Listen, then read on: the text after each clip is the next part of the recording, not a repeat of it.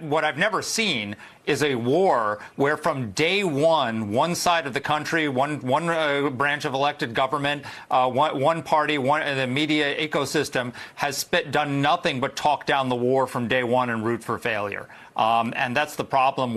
A war is being fought on two fronts, one overseas and one inside the country itself. What you're about to hear is someone on national television say out loud what most analysts won't. The question isn't whether they're right. The question is what it means that they're saying it at all. Watch carefully. Let's ask American Enterprise Institute senior fellows, Danielle Pletka and Marc Thiessen, for joining us now. I guess, Danielle, I'll start with you. We look at foreign policy, it matters, but to the American people, the price of gas, the price of groceries matters most. If you're Trump, how do you play this? I think the president took exactly the right tone in his address to the nation. He tried to describe this as a contained conflict. You know, this is not Afghanistan. This is not the Iraq war. We're going in, we have a finite mission, and then we'll be out, and there will be no reason why gas prices will not settle down again very quickly. Marc, well, you know what the ratings are now. You know we're still in April, so we still got months into the midterms. How does that affect how the president's attacked this? Well, first of all, the country is not actually divided when it comes to Iraq. If you look at the polling number, Republicans are united in favor. Iran. Republicans are united in favor and Democrats are united in oppose. If you look at every poll, 90% of Republicans support the war in Iran and 9% of Democrats do. Stop, because this moment deserves more than a soundbite. When a senior foreign policy analyst says an entire political party has been rooting for failure in an active military engagement, that is not commentary. That is an accusation, and it is being made on cable news without pushback to a national audience. The framing here is precise and deliberate. If you oppose this war, you are the enemy, not of a policy, but of the country. That is a line. Once it's drawn on television, it doesn't disappear. Who benefits most from that line existing? And who decided to draw it right now? What I've never seen is a war where from day one side of the country, one branch of elected government, one party, the media ecosystem has done nothing but talk down the war from day one and root for failure. And that's the problem we're facing. This is the most successful air campaign ever carried out in the history of the world. There has never been something like this before where we have inflicted the kind of damage. I mean, you've got close to 30,000 strikes have taken place and in Iran between Israel and the United States, and Iran has succeeded in getting through handfuls of missiles. So this is a one-sided fight. And but if you as you said, if you're not watching Fox, you're not aware of that. All right. Last thing. I just want people to see a poll at home. Overall, they look at the president's approval at 41%, which he's never going to get 50 or barely going to get 50 in this polarized environment. Danielle, foreign policy 38, with his policy with Iran 36. See, which is interesting. I think right now the thing I think he's doing best is foreign policy, but it doesn't seem the American people see it that way. Look, Brian, you know this, and Marc just said it. We all live in our little curated bubbles, and there's no objective information anymore. What Marc said is exactly right. We are absolutely devastating the Iranians. We've taken shockingly few casualties, none by the Iranians' hands since the first day. We and the Israelis have taken not just the top layer, the second layer, the third layer. We've taken people out in Iran who I've literally never heard of, and I've been doing this for 40 years. So, you know, the idea that this is the idea that somehow there's something going wrong here, that we shouldn't approve of how the president is conducting foreign policy. Sure, we can quibble around the edges. We can talk about whether he should give this speech, that speech, say this or say that. But at the end of the day, we're kicking butt, and the American people are not getting the straight story from their news outlets. Let's look at Gavin Newsom. If we look at the polls of late, he's first or second. Harris in the latest poll is up with 26%, Newsom 19%, Buttigieg, and then AOC. I don't know how that happened. But if you look at this new report, it's pretty much a bombshell. Massive fraud. Among everything wrong in California, massive fraud to the tune of $180 billion. let alone what's going on with the hospices. I mean, this is a killer number, killer meaning in a bad way. Yeah, so Gavin Newsom is the worst governor possibly in the history of the United States of America. If you think about California, since 1849 during the gold rush, there has been a nonstop in-migration into the state of California for over 170 years until Gavin Newsom. He is the first time when people turned around and said, you know what, California, not so much. I think I'm moving out. And that takes special. If you've ever spent any time in California, it's the most naturally beautiful place on the face of the earth.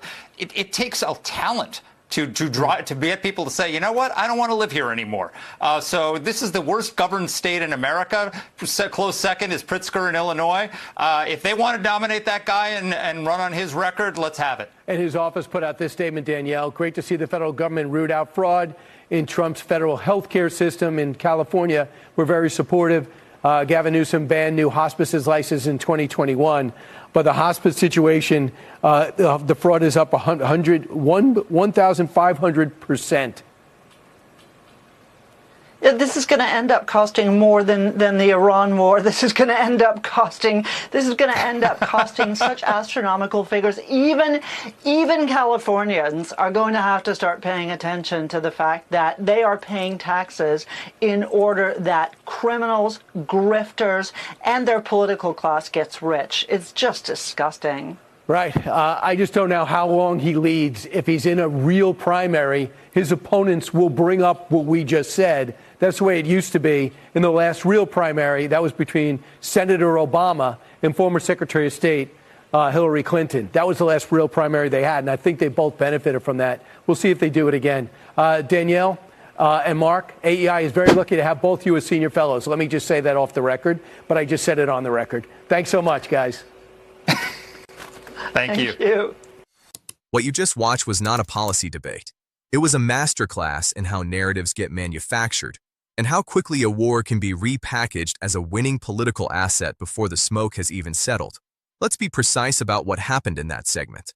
Two senior fellows from one of Washington's most influential think tanks sat down and told a national audience that the war with Iran is going extraordinarily well, that casualties are minimal, that the air campaign is the most successful in human history, and that the only reason the American public doesn't know this is because the media is lying to them. That is an enormous set of claims delivered with complete confidence and zero friction. But here is what nobody is asking. Who benefits from the public believing the war is a success before anyone has independently verified the damage assessments? 30,000 strikes. That number was dropped casually, the way you'd mention a box score. 30,000 strikes. Do you know what independent verification of that looks like in an active war zone? It doesn't exist yet. It can't. And yet there it is, stated as settled fact on television to millions of people. This is how the information architecture of modern war works. You don't need to win on the battlefield first. You need to win the narrative first. And the narrative here is being built in real time, with polling data on screen, approval ratings being dissected, midterm calendars being referenced. This was never just a foreign policy conversation. It was a political strategy session dressed as analysis. Think about what this means if you are on the other side of this. If you are a Democrat voter watching this clip, you have just been told, by name, that your party spent this war rooting for failure, not questioning the strategy, not raising concerns about cost or casualties or international law. Rooting for failure. That is the language of treason dressed in the clothing of political commentary, and it landed without a single follow-up question. Now think about the polling numbers they put on screen. 41% overall approval, 38% on foreign policy, 36% specifically on Iran. These are not strong numbers. These are the numbers of a president whose foreign policy gamble has not yet moved public opinion, despite, if the analysts are to be believed, the most successful air campaign in world history. So which is it? Either the war is going so well that history will remember it, in which case, why aren't the numbers moving? Or the numbers aren't moving because the public isn't convinced, in which case, why are analysts on television telling us the story is already written? That contradiction was never addressed. It was papered over with a simple explanation. The media is lying to you. If you're not watching this channel, you don't know the truth. That move, that specific rhetorical move, has a history. It is not new. It has been deployed in every major American military engagement of the last 30 years. The war is going well. The casualties are acceptable. The enemy is weaker than they appear. And anyone who tells you otherwise is either deceived or complicit. Sometimes that framing has been partially true. Sometimes it has aged catastrophically. The question is never whether to trust it. The question is what evidence exists right now to evaluate it independently. And in this segment, no such evidence was offered. Assertions were made.